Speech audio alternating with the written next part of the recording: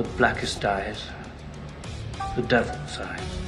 Hail to the king, baby. Boy! The plan is, kill the brain, and you kill the ghoul. Welcome to hell. I said, I'm not gonna hurt you. I'm just gonna bash your brains. Welcome to prime time. Hello everybody and welcome back to the podcast in the Backseat. I'm of course your humble host, Matthew Hutton, and joined with me again today is... Wayne Alexander, your co-host. Yeah. How are we doing, Matt? Are you alright? Yeah, okay, just enjoying the beautiful British summer of rain and occasional snow, although the other day I think I noted and mentioned to yourself that there was an awful lot of fog for about 5 minutes, which I think is quite apt. I think John Carpenter sent it to get us for our last episode. If you all haven't heard that, check it out. Yes, our previous episode that we've recorded was an in-depth review and our love towards John Carpenter's The Fog. And sort of this episode that we have today, because we're trying to sort of change around, that we have one episode will be a review, and then the following one will just be myself and Matt just having a bit of a discussion about a topic that we wish to sort of discuss a little bit in advance. We've not rehearsed it in any way, shape or form in advance. We've just decided we're going to have a topic and then just see what happens between the two of us.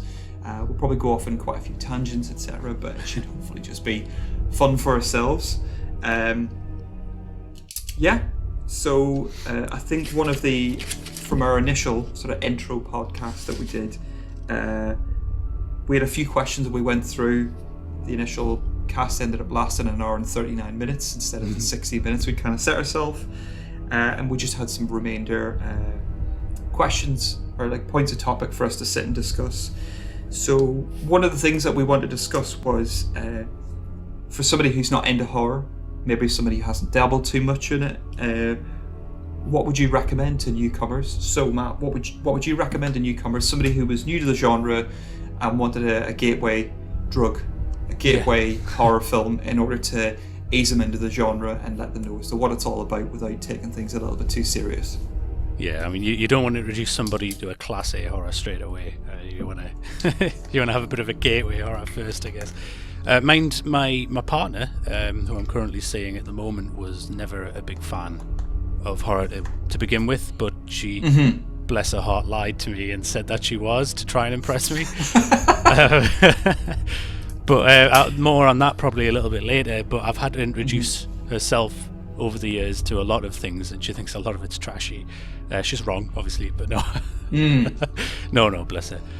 But yeah, no, I honestly think it depends on the person. So if it's somebody that you know has that kind of dark sense of humour to begin with anyway, and for whatever reasons lived under a rock and never watched a horror movie as well, I would honestly recommend, the first thing that jumped to mind, to be honest, was even Army of Darkness. Now I know it's a sequel, but I really think it kind of stands alone as well.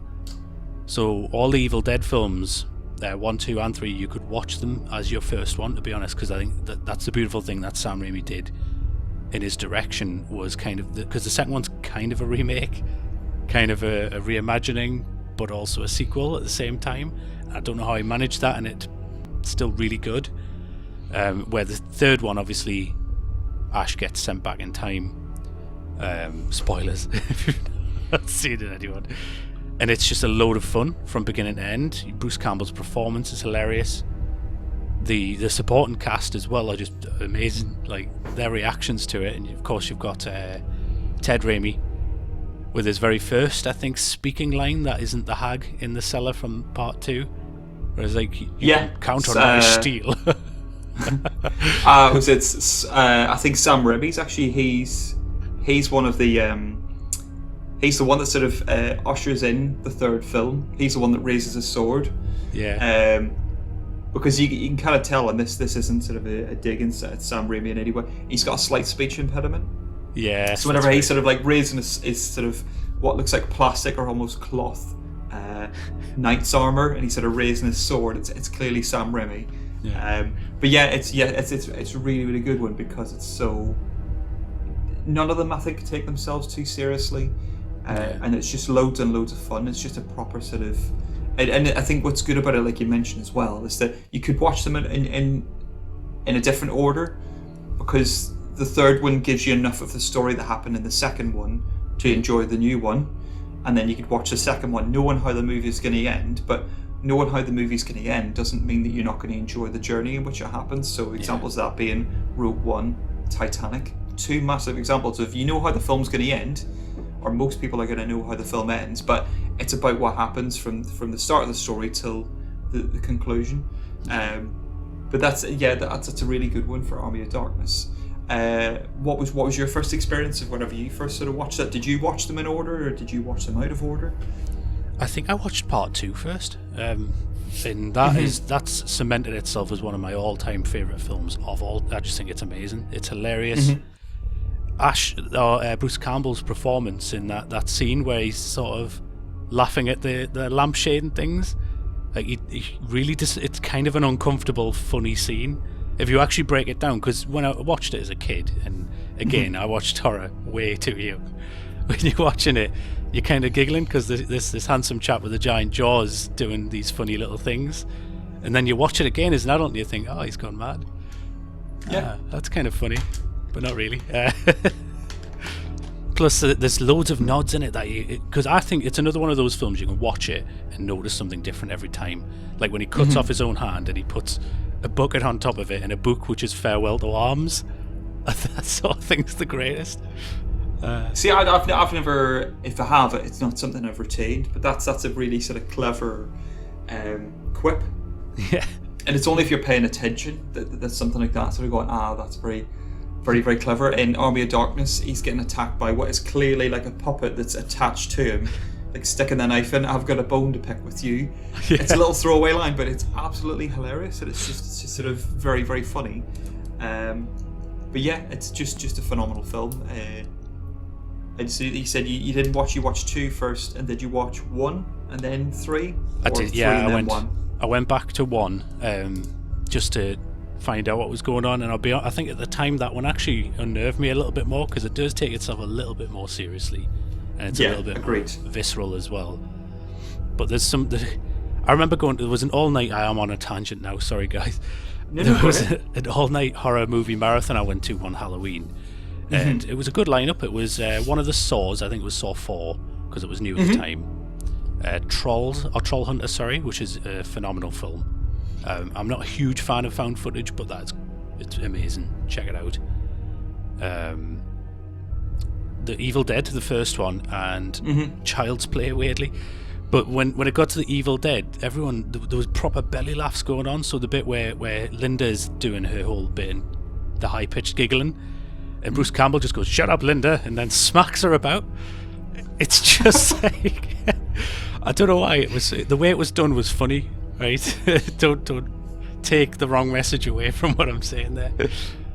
So Matt's saying that spousal abuse is fine within the confines of a horror movie. Is that what you're saying, or are you just saying it's not, but you just happen to find it funny at that time?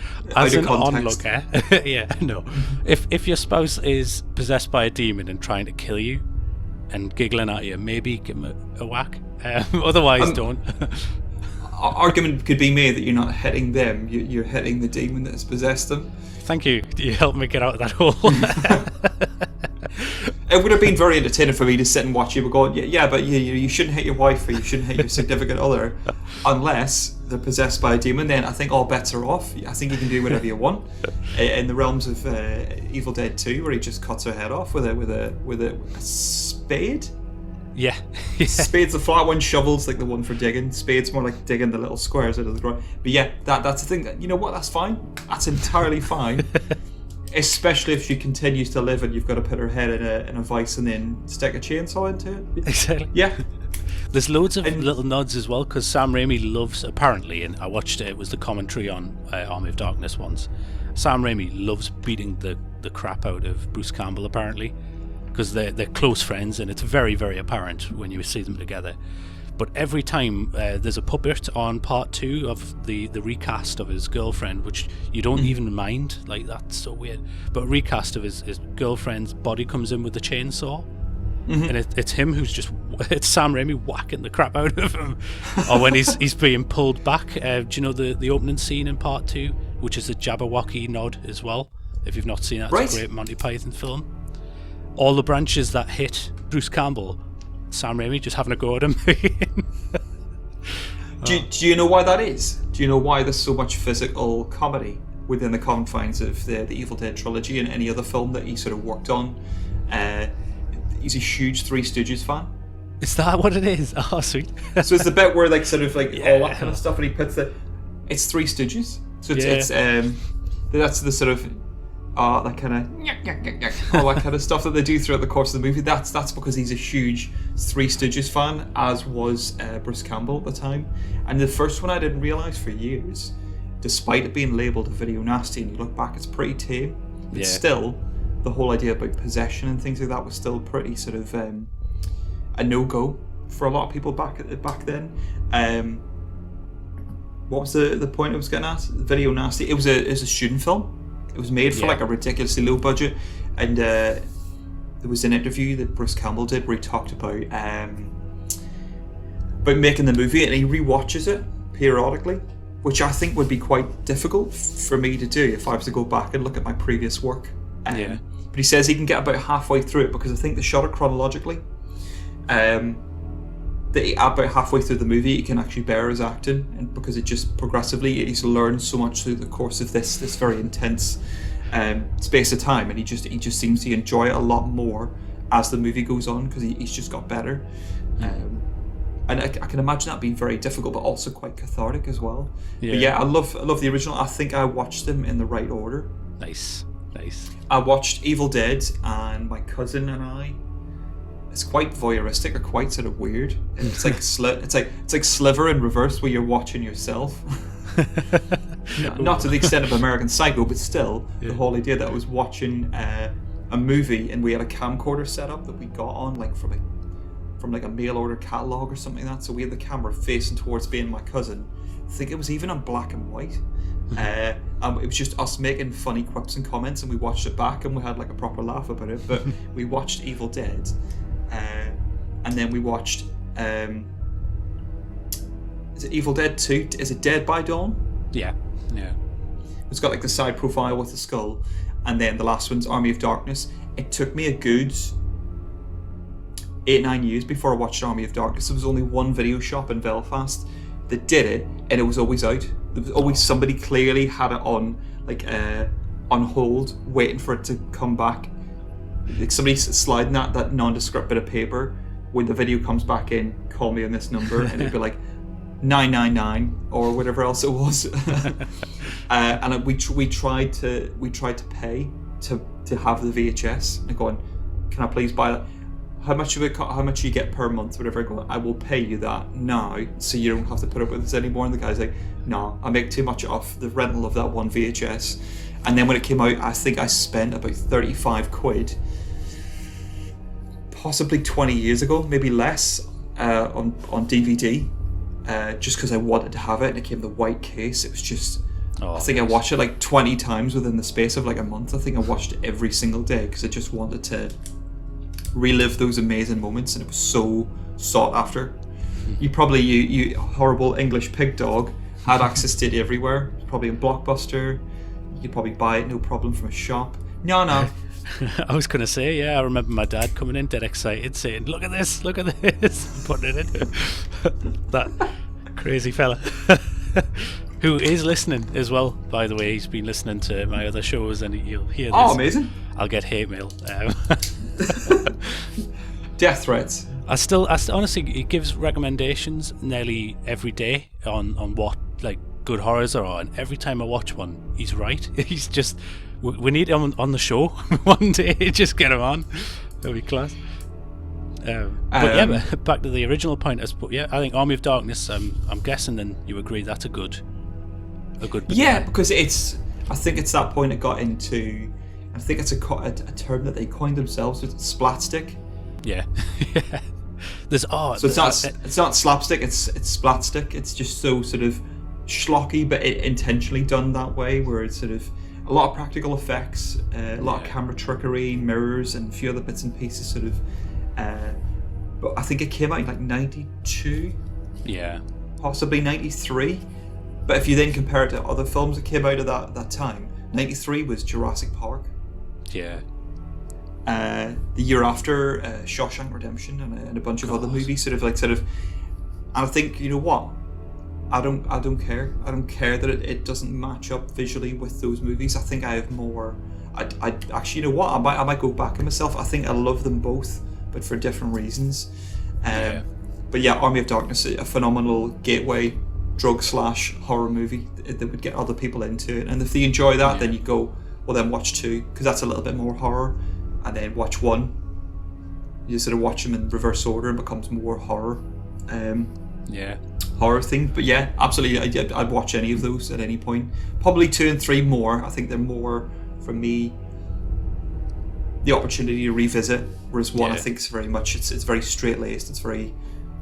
I can't watch part 2 without wanting to watch part 3 almost immediately afterwards, but if I watch part 1, I love them all, I really do, but if after I finish watching part 1, it's like you finished your film, that's it, you go away, you crying in your bed or whatever you do as a normal person, but after you watch part 2 you just really want to watch part 3 again, and I do that almost every time. I'll always double bill them. I don't know why. I think it's because they do kind of continue on. It might be something to do with that, but it's definitely worth mentioning. I forgot before, there's a lot of love in that film as well for other sources, as you've mentioned there, than the Three Stooges. Absolutely, where he does the whole eye trick, that slapstick comedy. And Bruce Campbell's an amazing tumbler, by the way. You can just flip all over the place. But Ray Harryhausen, you've got the Skeleton Army. They even use stop motion at some point. There's just so much love out there. If I met Sam Raimi, I'd probably cry. He's just amazing. God. But I had another thought for like a gateway one as well, and it's more for... Because I went to uni to do media, and that's served me so well. But I did the horror subgenre, so if you were trying to introduce somebody from an academic point of view as well, I would go Psycho. I can't think of anything that would be more... Not me, I wouldn't go physically psycho. What I mean is I would tell him to watch the movie Psycho. Why is that? Why would you say that's another gateway one for somebody who maybe wouldn't be into the genre all that much? Honestly, just for the way it's shot. There's Alfred Hitchcock, and everybody will tell you this. It's not, I may be repeating what you've already heard if you listen to other podcasts. Some of the shots are incredible. There's a scene where Norman Bates is talking to Arbogast, is the detective, I think, isn't it, or the person investigating. And there's a bit where you can see Norman Bates, Anthony Perkins, trying to remember his name, as an actor even, the tone shifts. Yeah. So as soon as Arbogast mentions his mother, he's all of a sudden this foreboding, standing much more prominent in the scene. You didn't even know. I didn't notice until I rewatched it very recently. The camera itself moves, but you didn't even notice it do it unless you actually focus on it. And at one point, which is a very big no-no in terms of filmmaking, Norman Bates, or Anthony Perkins, gets right up in front of the camera while chewing to look at the photo of I forget the female character's name, Mary or something. You could be right. It's been a little while since I've watched it, probably about 5-6 years. Possibly because I want to put that gap in between viewings so that I'm seeing it almost in you. Yeah. But yeah, I believe that you could be right. It might be Mary. Yeah, and it's just that whole... that's just one example. The bit where she's talking while eating her lunch with Norman, literally in his parlour as well, said the spider to the fly, with all these birds of prey around her. The film itself is flawless, and I think I mentioned to you the other week, there's one scene in it, the shower scene, which everybody knows of. I don't know to this day, as a filmmaker as well, and I've done it myself, I'm not a good one obviously, how he got this shot. There's a bit where the camera, in 1960 it came out, or 1969, points directly to the shower head as it's going. Not one drop of water touches that lens, and I have no idea how he does it. And if you look at the angle, it should be soaked. Yeah, cameras back then are not waterproof. It would have broken. No. It would have like steamed up at least. How did you do it? But I think that would be enough to, even if you didn't like horror, you can't deny that that's a good film. But I'm going to stop going on. I'm sorry. Would you say it's almost because it comes... It's like people who maybe like reading novels, and then somebody says, "Oh, here's a gateway drug for classic literature." Yeah. Would you almost put sort of Hitchcock in the realms of classic horror literature? Because it's not a monster. It's a human being. It's shot very incredibly well, and even whenever I've seen it be upscaled, it's a phenomenal and beautiful film. And that toilet, watching that toilet flush is just blew my mind. Because I think we probably touched on this beforehand. That's the bit that got nearly banned. That nearly got the movie not released, I believe. It's the fact that it's the first time you ever see a toilet flush.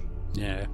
It was a no-go for them. It's just phenomenal. It was taboo. Yeah, exactly. It's very much taboo, and sort of there's not a huge amount of blood, guts, and gore, but what it does have is a lot of suspense. And I think Hitchcock tried to buy a lot of the books whenever the book Psycho came out, and he wouldn't let anybody leave the cinema. You had to show up, and I think he's partly responsible for why there's showtimes for cinemas because of Psycho, because he didn't want anybody leaving, running off, and then telling somebody what the twist is. Yeah. But it's very, very clever, and it subverts the normal tropes that you get from a horror film. Yeah. I once heard it was an amazing story about, because you mentioned there about the toilet scene. The shower scene itself came under fire at one point. The censors of the time were obviously very concerned that Janet Leigh was being exploited and you were going to see something more than you should have. And they actually came back to him and said, we can't release this with the R rating that it has. It's going to basically be a perverted movie because you can see her nipple in it. So the editor and Hitchcock both sat down and went frame for frame. You couldn't see a thing. They were just talking nonsense. So they said they removed that, sent the exact same film back to the censors, and they went, yeah, perfect, go ahead. Honestly. Mr. Hutton, is this because you believe they wanted to see one? They wanted to be offended. They wanted to be shocked. They wanted to see Janet Leigh's nipple. Which is weird. Why would anyone want to? But no, I honestly, that's what it is. I think a lot of these people just go in trying to be. I'm not going to get into censorship. That's a whole other thing. But yeah, that's my take. I think those two, depending on who you're speaking to, if you just want a fun, good time, something like Army of Darkness, maybe one of the Friday the 13th, and for a professional, definitely Psycho. I'd agree with both of them. I'd say I think that Psycho almost seems too obvious, but there's a reason why. There's a reason why it's a good recommendation for people, because, like I said, it's not gory. It's quite classic. It's very well shot. And I think it was sort of well ahead of its time whenever it came out, which is what you want. And I think it's hard to beat even now. Yeah. It still makes you tense, even though you know exactly what's going on. I've seen that film 100 times, and I get the same feeling watching it every time. It's quite interesting because the film could go in an entirely different direction, because it's tense even before she turns up at the motel. You're concerned from this woman who's just trying to escape. She's just trying to get away from it all. And what happens? She runs into the direction of Anthony Perkins doing his naughty thing. He's a very naughty boy. And it's what it makes me think of, and it's clearly there's nods to it the whole way through The Simpsons, which is another love of mine, where Principal Skinner is clearly Norman Bates, Anthony Perkins, and Agnes is Mother, or sorry, is Beloved's mother. Sorry, Mother.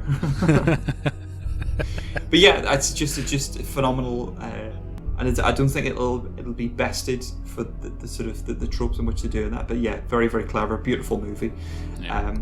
And he has done other horror films, but I don't think any of them match up with the heady heights that he created from Dune, from Psycho. It's just it's too personal, isn't it? It's one of those things that you're in a motel, you're in his domain. You don't know who this guy is. Whereas, as you mentioned, his other horrors like the birds and things, you've kind of got to subvert your own belief a little bit more.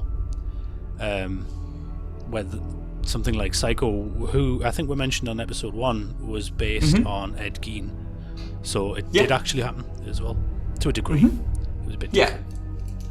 But yeah, same question to yourself. If you had to introduce somebody to horror, where would you go?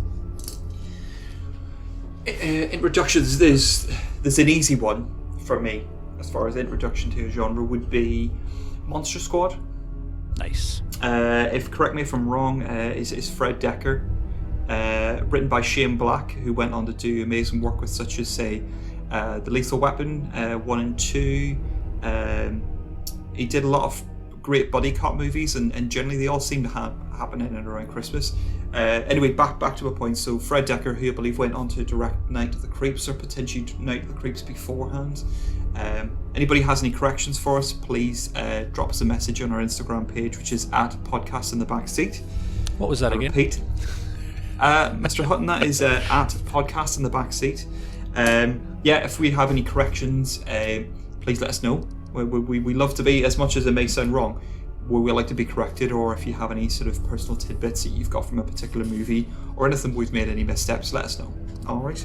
But yeah, Monster Squad, phenomenal movie, loads of fun, and for me personally, I may get slayed for this, I think it's better than the Goonies. Oh, I agree. It's the Goonies plus Universal Monsters. You've got Stan Winston doing the special effects. You've got a phenomenal werewolf. You've got, I think it's Andrew Gower, I could be wrong, plays Dracula. He is terrifying. For me, I love Christopher Lee, I love Bela Lugosi, but for him, he's terrifying whenever he grabs the little girl. Give me the amulet, you B-word. And it's just terrifying. I could see myself being scared by that vampire. Your Creature from the Black Lagoon, you've got Frankenstein's monster, which makes him all that little bit more. I love the idea of the monster scary looking, but that doesn't make him a bad guy. As he was played by the amazing Tom Noonan, who it turns out during the course of the film hates kids. So he spent ages preparing for this role, having the shoes, getting the walk right, getting the voice right, and he hates kids. So he's ended up doing like a kids horror film. But yeah, I think it's a good gateway horror film because it introduces you to all the Universal monsters, which I think everybody should kind of know, or even it's almost zeitgeist. Oh, that's Frankenstein's monster, that's Dracula, that's the Creature from the Black Lagoon, that's the Mummy, that's the vampires, she-vixens. It's got Van Helsing in it. It's got a kick-ass 80s soundtrack, which is dead cheesy. It's got a character that's basically the Fonz, but he's on a BMX instead of a motorcycle. It's incredibly witty and fun, and yeah, it's just loads and loads of great nods to the movies that came beforehand. And I could rewatch that. I could probably watch that once a week. The partner I'm with at the moment, I introduced her and says, "Oh, this is one of my favourite movies of all time. Will you watch it with me?" And she says, "Like, yeah, we'll watch it." Nice. And it's not for everybody, but it's just a lot of fun. Has fun with the genre and doesn't take itself overly serious. It's even got it even references monsters outside of the monster genre. So there's the scary German guy in it who turns out he was in a concentration camp during the Second World War. He says, "Oh, do you know about monsters?" And he's like, "Yeah, I know a little bit about monsters." And he closes the door and you just see the tattoo on the back of his arm. Yeah. And that is something that I probably wouldn't have appreciated as a kid, and it has grown with me and become more touching. And I'm not afraid to say this, I get choked up every single time towards the end of the movie with what happens to, not to ruin the story for anybody, but there's a scene or a couple of scenes with Frankenstein's monster, and I just find it incredibly touching, and I get choked up. Yeah. So if a movie can do that for me whilst also being very entertaining in aspects being scary, then why wouldn't everybody enjoy it? So anybody who wanted to slide into harder horror movies, then Monster Squad would be my film of choice, and I would say it is better than The Goodies. Oh, I completely agree. In my humble opinion. Yeah, same in my opinion as well. But I think it's interesting that you touched upon something there that it paralleled really well with the monster that looks really, really mean or gross or something isn't always the bad guy. That's Shrek. So if you like Shrek, check this out. Exactly. Yeah. It just because he's a scary looking guy doesn't mean that he's a bad person. Yeah. And ultimately, it's the whole idea that he didn't choose to be that way. It's a lot of people. Obviously, nobody chooses to be born, but particularly somebody who's made from bits of other people. Yeah. You know, he's made from spare parts from other people, and he's been willed into being at the behest or it's against. I think the initial story is about going against the laws of man and the laws of nature, but it links them all very, very cleverly and all very, very well as to why they're all in this particular town, and even does the little trope with the Alucard because it's just Dracula spelled backwards. Yeah. And there's even the names of places are really kind of tongue-in-cheek as well. Shadowbrook Road. Yeah. You know, Dracula drives a hearse. He has a cane that has lightning rods on it so he can reanimate his victim, his friend, Frankenstein's monster. But yeah, phenomenal film, loads and loads of fun. You can throw it on. I think it's about 90 minutes long. It's brilliant, absolutely brilliant. Just breezes by. You just let it wash over you, or you can sit and think about all the little fun bits that they've clearly put in, and the very whip-smart writing from Fred Decker and Shane Black. So, Monster Squad. What's your thoughts on when did you watch it? What did you take away from it whenever you first watched it? Well, with Monster Squad, I'll be honest with you, I've only ever seen that as a child. I've not seen it as an adult yet. So you've actually made me really want to go back and watch it, which is great. I remember what happened. I remember it quite vividly because I think it was one of those films that maybe my parents used to watch almost weekly at one point. Because I was just, for some reason, really like the Dracula. Cause I'm he's really, really good. He's terrifying. He's got that sort of phenomenal, iconic widow's peak. Yeah. He's not trying to put on like the Eastern European accent. He's quite American. It's like I said, it's not played it straight laced. It's just playing it for fun. Yeah. I think that's. I may even watch that tonight. Now that you've mentioned loads of fun. There are a lot of practical effects. It's something that myself and Matt will probably lean into at various points throughout the course of it. Practical effects all day. It ages better. You can tell the physical effort, and that's not to be any way detrimental to CGI. I think it's just it ages better. Yeah, 100%. American Werewolf in London have aged way, way better than, say, movies where the special effects have they've clearly changed as people have become more aware as to how things should look like. Yeah. The hacking scene from Jurassic Park. Oh, yeah. That's nothing as to how hacking is involved. It seemed like sort of but yeah, Monster Squad all day. It's a good pick. I like that.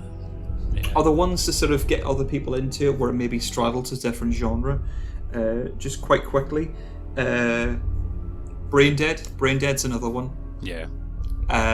Also known in America as Dead Alive, directed by the phenomenal Peter Jackson, who decided he was going to do like a sort of zombie horror monster movie. I couldn't believe that because I've mentioned it before, but my partner got me a poster of 100 films to watch before you die, and they were horror, and that was one of them. I'd never seen it until last year, and when I saw Peter Jackson's name come up, I'm sure I messaged you. I was like, Peter Jackson? It's incredible. It's such a good film. Because he did Bad Taste, which I think is his first movie. I could be wrong. And is it Meet the Feebles or something like that? I've not seen that one. I've seen Bad Taste though. Yeah, I think that took a couple of years or quite a few months for him to make that because he just had to get more money, so he had to go back to his normal job. And it's like, in order to get that movie, clearly a passion project, and obviously he's went on to do massive projects since then. But yeah, Peter Jackson, it completely threw me that the guy that did Lord of the Rings prior to that did very gory, disgusting but hilarious movies. There's a kung fu priest in it who kicks arse for the Lord. You've got you're never going to look at possibly scrambled eggs or custard the same way again. lawnmowers used in a very monstrous fashion. Physical comedy, a bit like Sam Raimi, Evil Dead, where somebody's using body parts as stepping stones to get over a blood-soaked floor. Zombie babies. That bit in the monkeys. park. Oh my god. Where he's like punching a zombie baby in the face. Absolutely loads of fun. Practical effects, not animatronics. There will be some animatronics, but there's even stop frame animation for the Sumatran rat monkey, which turns up as a little tiny Easter egg in Peter Jackson's King Kong, where they're in the ship on the way to Skull Island. There is the Sumatran rat monkey. Oh, I need to check it out again. I quite like that version of King Kong. Yeah, it's fun. Brain Dead / Dead Alive is a great movie. It's very disgusting, doesn't take itself seriously, and just got some very interesting practical effects and everything else. It's just very, very out there. Yeah. So people aren't going to go into the movie feeling terrified. They're going to feel entertained, but also be like, all right, I really like what they did with the zombie, or I like what they did with this, that, and the other. And it's sort of good way to get people into the genre, in my personal opinion. Yeah. And then a good drinking film to watch. Like you sat there with your buddies, just having a whiskey or two. Yeah. But yeah, absolutely loads of fun. Recommend highly to anybody who wishes to sort of get into the genre a little bit more, or just have fun, or even just revisit. I might revisit that tonight because it's a great movie. And then the last one I was going to have, it's two, and I'll mention them very briefly. The Burbs. So fans of Tom Hanks, directed by the amazing Joe Dante, who did Gremlins.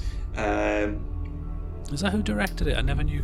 Yeah, Joe Dante did The Burbs. He did Gremlins 2, the new batch, and he did Piranha, the original Piranha. Nice. And he gained some notoriety and a good relationship with Steven Spielberg on the back of him doing Piranha, because it was almost like a piss take of Jaws.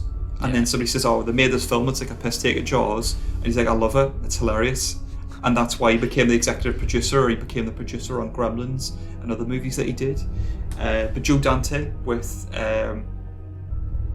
Tom Hanks, it's got Carrie Fisher, which I completely forgot about. It's got Bruce Dern, and a couple of other people. He's a bit of an auteur, because people who had been in films with him beforehand, including Piranha, then returned for Burbs. Yeah, it's even got that Corey Feldman, if I'm not mistaken, is in it. Young Corey Feldman. It's got Robert Picardo, I think, who played the Doctor, the holographic Doctor from Voyager, I believe, or the Deep Space Nine, or The Next Generation. Really, really good film. Doesn't take itself too seriously, but it does make you sort of look at your neighbours in a different way. Yeah. What are the Klopeks up to? To the point where I think Corey Feldman started a band called the Klopeks. Oh, really? That's amazing. But yeah, very sort of almost xenophobic. Yeah, go ahead. Oh, there's one actor in it that you might have even mentioned his name. I never remember his name for some reason, but he's the military guy, the neighbour that lives next door. Bruce Dern. Is that right? Because he also stars in my opinion, and this isn't a sci-fi thing, but the best sci-fi movie I've ever seen in my life, which is Running Silent. Yes. And it's incredible. And when I first, because I saw, it's either Running Silent or Silent Running, I never get that right. But if you've seen that film, which I did as a kid, watch that and then put The Burbs on, it was just like, my mind was blown. I'm like, that's that guy from that really thought-provoking movie, being a military lunatic that lives next door with a very young blonde wife. Who is the voice of Francine from American Dad. Is that right? Get in. Oh. Yeah, I think her name's Laurie something. Oh. But Joe Dante doing another one, with sort of similar cast. Loads and loads of fun. It even has a reference to Texas Chainsaw Massacre. But yeah, really, really good. And I love Mr. Weingartner, whose wife's been away the whole way through the movie. But yeah, really, really fun film. If anybody wanted to sort of slide into horror, that would be the way to do it, and make yourself a little bit xenophobic of your neighbours as to what they're up to, living in some sort of twisted cul-de-sac. But yeah, very, very, very fun movie. And then the last one, which I mentioned very briefly, is Tremors. Oh yeah. Tremors with Kevin Bacon, the Graboids, set in, is it Perfection? Yeah, I'm sure. That's the name of the town. Yeah. Again, practical effects, loads and loads of fun. Anybody who wishes to kind of slide into sort of a creature feature, then that's the one for me. So four big suggestions from me, which would be Monster Squad, My Brain is Failing Me. The second one was we said Brain Dead / Dead Alive, The Burbs, and finally Tremors, which I do believe they're remaking soon as well. They made it into a TV show. They did a pilot with Kevin Bacon returning as Valentine, but it didn't get picked up, unfortunately. But maybe that's for the best, just for people to sort of remain with the memories that came with the first one. Yeah. And it's very fun. Fair, yeah. But I mean, we had one more question, and we've got a bit of time left, so we can run through that one as well. And I believe the last question was more. It's very broad though, so will be tangents. Apology in advance. But why is it that you believe horror is important? Is one term, or why does it have such a lasting effect? Yeah, it's a very, very big, all-encompassing question. I think horror is important because, a bit like, for me, like a dark joke, or somebody saying what somebody might consider to be a dark joke, it makes sense of the subject matter. All right, and horror's very clever as to how it does that, because it tends to go along the fringes of society and then make people a little bit more aware as to what's going on. One's off the top of my head where horror is an important genre, and why it should last and continue to be so important is, off the top of my head, Night of the Living Dead. Night of the Living Dead started the sort of zombie genre as we know it today. We owe a lot to George A. Romero and the cast of that movie, and the writers and the crew and everybody that had a hand in making that movie. But that movie, at no point does it reference that the main character, the protagonist, is black. Whenever movies made in and around that time would never have it would have been confronted. That would have been a topic. It wouldn't be. It's like, who cares? We're surrounded by ghouls. Yeah. I don't think they used the term zombies at any point during the course of the movie. But yeah, it's very, very important, and it has subtext to it as well. It's not just a zombie movie. And I think every subsequent horror movie they did, say Dawn of the Dead, Day of the Dead, Diary of the Dead, and Survival of the Dead, Land of the Dead as well, I forgot about that one, all have something else to say. You could just watch it as a zombie movie, but there is the social satire, the social commentary, Dawn of the Dead being about consumerism. About, if people were zombies, where would they return to? The mall. They would return back to something they would go to every single day, because people are, for better, for worse, are consumers. All right. But for those things alone, like, horror makes sense of things that you maybe wouldn't have understood beforehand. The Burbs, xenophobia. And there's loads of different genres and different things that you could potentially look at. Off the top of my head, the most recent Invisible Man, that makes people aware of the likes of social and mental anguish from spousal abuse. May not necessarily have resulted in, say, physical trauma, but it makes them aware that that's somebody who is constantly on edge, and despite the fact that they're no longer with that person anymore, has a lasting impact. So I think that's something that's very, very important, and it makes people more aware of it. And I think sort of genres of horror informs people, because it dares to go places that other movies won't. We don't do that in a romantic comedy. We don't do that in an action movie. We don't do that in a drama. Let's do it in a horror movie. Why not? I think that's very much a case of, like, why not give a voice to the voiceless, and let's do this movie. I think you raise a really good point as well, and when you were even saying there, I had a good example of other important aspects as well. Never in any other genre, really, up until horror, have you really had a strong female lead character as well. Agreed. The slasher genre, though it does degrade in terms of that message quite quickly. When you look at like sort of the original Halloween, even Fright, which it's sort of based on a little bit as well. The final girl trope, what it originally stood for, was a very strong female presence. The actual term final girl means basically that this is from a filmmaker's point of view again, that character is outwardly searching for the killer, where everybody else in the character has been searched by the killer, and by search they were killed. So when you look at Laurie, she then goes to investigate the house and actively looks for what the issue is, Michael being there. Obviously later on what happens in the genre, like sort of mostly in part to like sort of Friday the 13th, things like that, that no longer really became that important, but it did at one point have that strong female empowerment to a degree as well, because the person that does live for the first time was a female character rather than the strong strapping gentleman who had females come to him. Those characters would die in that scenario where the female lead would actually reign true.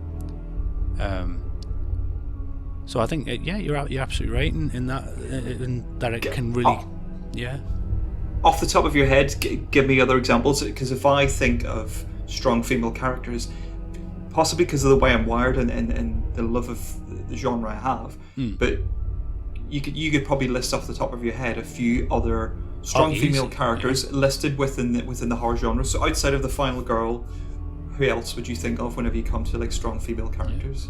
I think possibly the strongest character of all time comes to mind, and it is a female. It's Ripley. Easily. Ripley being the only one who was correct in that entire movie. They should have gone into quarantine. They should have not let anyone in. You've also got Terminator, Sarah Connor. Terminator 2 even more so as well. So in the first one, she's the final girl trope. In part 2, she's actually the pretty much badass action hero with a robot pal. I think that's sort of Ripley for me is the one who is the voice of reason though, and the movies wouldn't have happened had they just listened to what she had to say in the first one. You know, she goes against the wishes of the captain overrides her, and as a result, stuff goes sideways, and everybody dies. And she has to fix the problem going forward. She has to fix the problem. Her and Jonesy the cat survive as a result of her methodical approach to things. And then even the sequel, where she says, get out of orbit, get nuke it from orbit, that's the only way to be sure. Had they done what she suggested in the second movie, the third movie and any subsequent movies that have come afterwards would never have happened.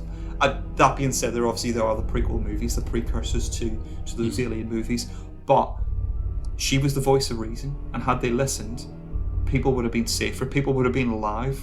Yes, we wouldn't have been as entertained. We would have been sitting on edge watching this long, sleek, sexy H.R. Geiger looking character, running at you at high speed upside down in some sort of air duct. She is one of the people I look at and it's a strong female character. Yeah. It didn't kind of really exist at that point until the horror genre came around. But I think it's incredibly important to give a different spin on something that is being done to death.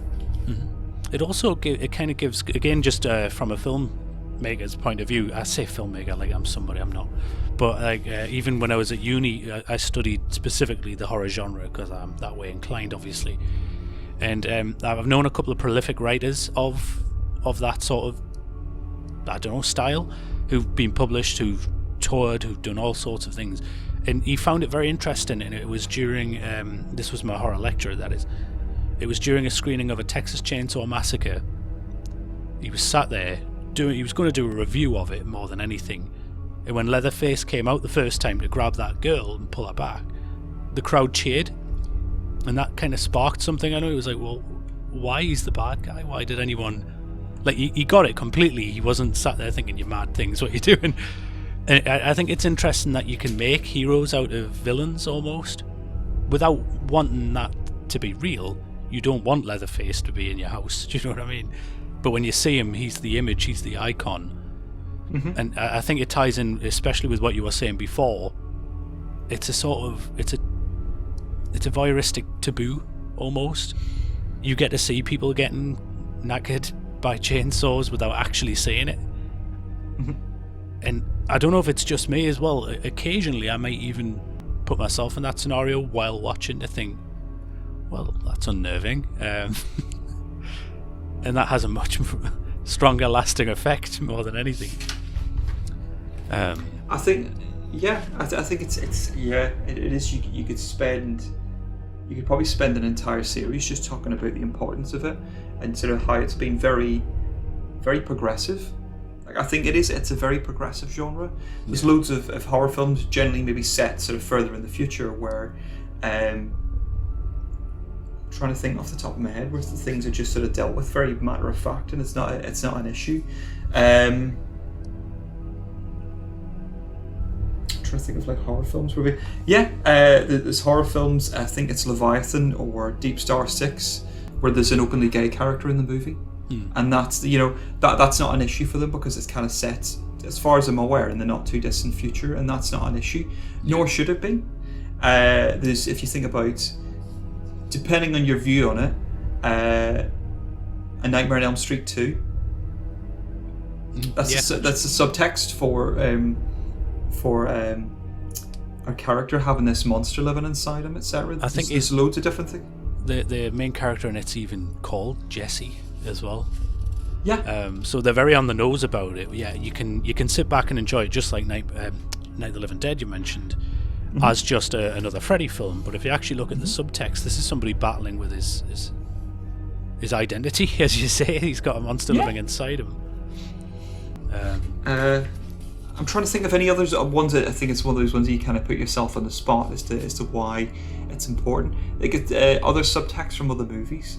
Body horror, The Thing, could be any bit. I think my friend, if he's listening, Callie, said basically any body horror movie could be subtext for, say, HIV and AIDS, because it's something that only that person knows that they have living inside them. It's a monster, but to everybody else they look exactly the same. Yeah. And they've got their struggles and their battles that they've got going on. What else is there as well? Even though it's mentioned in The Faculty, it's a retread of Robert R. Heinlein's The Puppet Masters, which I'm planning on watching this week as well, with the fantastic Donald Sutherland. Nice. Which is quite funny because he did the remake of Invasion of the Body Snatchers, which is the movie I was getting to. So Invasion of the Body Snatchers is about, you could just watch it as a horror film with the pod people, but it's also a subtext and satire of like communism, because everybody looks exactly the same, but they've got this terrible secret. And who's to say that the pod people are actually bad people? They're just wishing to live and thrive and survive. Good point. Yeah. Other ones as well, not the remake, but whenever, say, I'm trying to think, it was Omega Man with Charlton Heston, The Last Man on Earth, I believe it is with Vincent Price. Yeah. Where he has like sort of the kangaroo council or the kangaroo jury or whatever, where he's up on trial because he is the zombie people, or these other people are the primary species and he is the minority.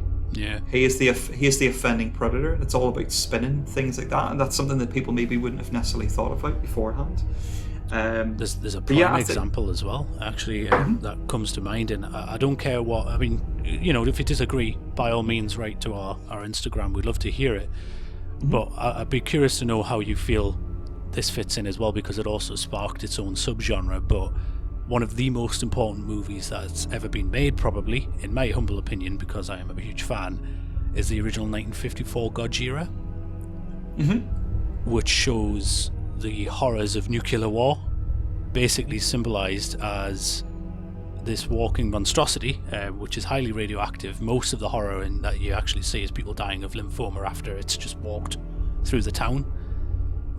It's a beautiful film. Obviously, it became Godzilla, and it's now just fun. But I 100% would say that was a horror film, especially in 1954. To be honest with you, I'll put my hands up. I've not watched it. That's something I would look to remedy, because it's always interesting to see as to what other people's passions are whenever it comes to a particular genre, particularly when it comes to horror, as to why it's important to them. Well, I won't spoil it too much, but the main sort of takeaway from it is the monstrosity of people or man. They created this weapon, and it was made 12 years after, well, the bombings, obviously, as well, of Hiroshima. So it captures that. When you watch it, you almost feel the tension as well. It's a beautiful film as well. It's not a sort of film that you sit there and just feel guilty watching. You do, but you also really enjoy it because of the message that it brings. Otherwise, it would have just been a creature feature. The actual subtext is what puts it in the horror category, in my humble opinion. But I'd love to hear anyone else's opinion as well. Just write in. That'll be definitely interesting to find out. Oh, and what was that Instagram page again, Matthew? I don't want to get it wrong. My memory's the worst. I barely remember the title. It's at Podcast in the Backseat. Any questions, any queries, any quibbles, any disagreements with what we have, anything you want to develop dialogue with us, we would love to hear it. And anything where you believe horror and why it's an important genre. We could literally spend weeks, months, years sitting pecking apart as to why we'll definitely. It's so important. Yeah, revisit it. If anyone's got an amazing point they want to bring up, that's something we could do, as you've mentioned, a whole series on, to be fair. One off the top of my head before we sort of start wrapping up for the day. One you mentioned that could be considered to be a horror, might not be, depending on your thoughts on it. The likes of Joker. Yeah. Joker is a study on mental health, and if that makes people that little bit more curious, a little bit more conscious, a little bit more understanding, then phenomenal. It's not only is it told an amazing story from start to finish and have little tie-ins with an existing universe that is already sort of well established. It also has something else to say. It's not just a straightforward horror. It's not just a straightforward film. You can just watch it and be entertained. Yeah. But if you take the time to sit and think about the motivations of the character and why they do the things that they do, why people don't choose to try and understand as to what's happened, that's why it's so important for people to sit and think about it.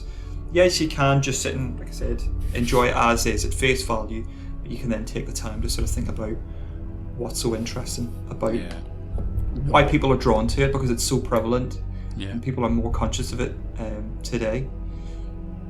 It's another one of those that you say it's a beautiful film, and I would it's in its own way. It's horror. It touches on other things as well. It's worth checking out if you've not seen it. I've got one more example, and as you say, we'll wrap up as well. But to end on a lighter note, let's say, Birdemic, obviously. Scariest film I've ever seen in my entire friggin' life is about global warming. It's messages there, just nothing else. And like I said, we've said from day one that whenever we have a discussion about horror and movies in particular, that we're going to try and remain within the positive sides of it. I love it. It's a very, very funny film. We don't know whether that was the intention of the people that made the movie. My understanding it's not. But once, it's the same with any kind of content or anything that anybody makes, as far as a book, a movie, a play, anything else that they do, artwork. Yeah. Any form of art, anything something that's been created from the self. Once you've put it out into the world, to a certain extent, it no longer belongs to you. And if anybody chooses to see that movie in that particular way, or see it as being a comedy, then why not? Yeah. If that's the entertainment they wish to take away from it, then so be it. Don't sit and try and change anybody's opinions. Maybe try and inform as to what your opinions are in that particular movie and what you took away from it. But if somebody laughs and enjoys it, then so what? Just like Bruce Campbell battering his girlfriend, it's not really funny, but if you laughed at it, Yeah, exactly. And that's sort of, that might inform you a little bit more about yourself than what you would have maybe thought of before. But yeah. And then sometimes you sort of maybe you might laugh at something and then kind of hate yourself afterwards. Or I think it's an important genre, such as that. Yeah, you can take away from it as much as you wish. Get Out, another one off the top of my head. Yeah, very, very important movie. For those of you who haven't seen it, please do watch it. Jordan Peele has done a phenomenal debut. And something that you maybe wouldn't have probably thought that he would do. You would just assume that he would maybe do a comedy. Yeah. But he does an all-out horror film, and it is amazing. Yeah. And the thing is, I've probably learned so much from the genre itself, probably more so than any other genre I've ever seen. Like, I don't tend to take much away from an action movie. I think I'm watching an action movie just to be entertained. In some cases, they will have something to say. But I think for horror, I think it has a little bit more to say. I think it has to. You know, people wouldn't just go and watch a movie if it was just blood and guts and gore. There needs to be something else that wants you to stay and revisit and want to see other movies of a similar ilk. I think that's probably the perfect answer. To be fair, it's you can take more away from horror as a genre than anything else. And I can't remember who it was who said it. It was a very famous writer. Said there's two genres that get a much larger reaction out of an audience. One is horror, the other is comedy. And as we mentioned in our first episode, they both work very well in tandem. And that's probably why Jordan Peele's his films do really well. And I can't wait for his Candyman, just to plug that one there as well. He's not directed it. I believe he's the producer. Oh, is it? It's for the life of me, I can't remember what the name of the director is. But he's championed other directors just to sort of help them along. He's done Twilight Zone, which has been loads and loads of fun. Nice. It's not trying to be the whole. It's a Rod Serling. Yeah. It's not trying to be that. It's just trying to do sort of a fun TV show with him being the framing device in the same way that the original TV show was. Yeah. I think he has a lot to say, and I'm excited. Probably him and the likes of Ari Aster, who did Midsommar and Hereditary, as to what they're going to do. Yeah. And they make things kind of quite interesting, because Hereditary, not to try and go back into one, is about a family kind of falling apart. Yeah. But it's also a horror film as well. And then Midsommar is a study on, for want of a better word, as he does quotation marks, a foreign religion. One that is so different from ours, and we may see it as being something horrific and something horrible. Yeah. And it's just because our sensibilities aren't attuned to that. And who's to say that that's right or wrong? Yeah, I honestly think it's really hard to, if you watch any horror, there's a message in there somewhere. Where if you watch most action films, for example, we're picking on action a bit, there usually isn't, if you know what I mean. And if there is one, it's wearing it on its sleeve. Where horror, there's a lot of subtext. And I think there has to be. Yeah. But yeah, it's definitely worth a visit for anybody, and I would recommend it to anybody, because I think it taps in with something that everybody's been scared in some way, shape or form, and sometimes it doesn't desensitize you, it just makes you more aware as to maybe why we have these fears, like fear of the dark. The reason why we're afraid of the dark is because that's where the bad things lived whenever we're much more sort of primal. Yeah. Don't go into the woods, that's where the thing kills you, and that kind of reinforces those stereotypes as to why we don't do those things. Don't go into the cellar. Yeah. Unless you want to don't read from the book. Obviously. Don't desecrate that grave. Don't put the kid into the pet cemetery in order to resurrect them. It just tells you things that there's generally a message, and there's generally a morality tale behind it. And the good ones at least are the great ones anyway. And I'm just trying to think about ones where it's like blind fanaticism. If you think like, or not fanaticism, but blindly following Terminator. Creating artificial intelligence, you have to make sure that certain things are in check, otherwise, the machines do rise up and we all get wiped out. Yeah, exactly. No, I think that's probably one of the best answers that I could have hoped for in terms of why it's important, to be fair. But yeah, honestly, do write into the Instagram. We might have to leave it there. I don't know if you had any other examples you even want to go through, but No, it's something by all means we could definitely pick up at a later date. Just to give anybody who is listening or who subsequently does listen, our next review that we're going to be doing, and we kind of mentioned it beforehand, is My Bloody Valentine, the 1980 version, I believe it is, 1980. As far as I remember, yeah. 1980. We'll probably delve into the remake to a degree, but we're specifically going to be talking about the original. As he checks his notes. 1981. Oh, I was off. So it was 3 years after the sort of for a lot of people the original slasher, which would be Halloween. Yeah. But yeah, loads and loads Yeah. of fun. Yeah. So anybody who wishes to watch that in advance, I believe it is available on Amazon Prime, and a bunch of other streaming services are available. But definitely worth a watch. It's got more to it than it just being for want of a better word, slasher. Yeah, no, definitely. But yeah, no, thank you very much for listening. Do tune in next time for our review of My Bloody Valentine, and that Instagram page is again at Podcast in the Backseat. I don't know why I can't ever remember it. It's our title with at in front of it. Yeah. We've been Podcast in the Backseat. I'm Matthew. Have yourself a good night. Yeah, same to you. Have a good night. I've been Wayne. Goodbye.